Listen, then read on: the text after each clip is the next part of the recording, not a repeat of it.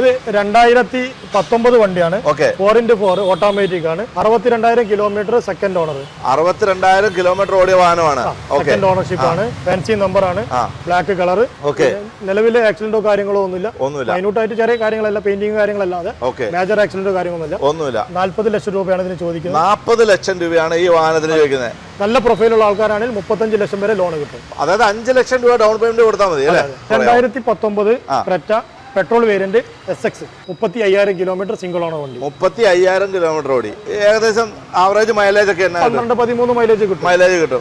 ഇതൊരു 1.5 ലക്ഷം രൂപ ഉണ്ടെങ്കിൽ ബാക്കി ഡൗൺ പേയ്മെന്റ് ചെയ്യും. എത്ര രൂപയാണ് ചോദിക്കുന്നത്? 10.5 ലക്ഷം രൂപ. 10,50,000 രൂപയാണ് ചോദിക്കുന്നത്. 1.5 രൂപ ഡൗൺ പേയ്മെന്റ് ബാക്കി കൊണ്ടുപോകാം. മഹീന്ദ്രയുടെ മറാസോ. 2019 M4 7 സീറ്റർ ആണ്. 36,000 കിലോമീറ്റർ സിംഗിൾ ഓണർ വണ്ടിയാണ്. റീപ്ലേസോ കാര്യങ്ങളൊന്നുമില്ല. ചോദിക്കുന്നത് 9 രൂപ.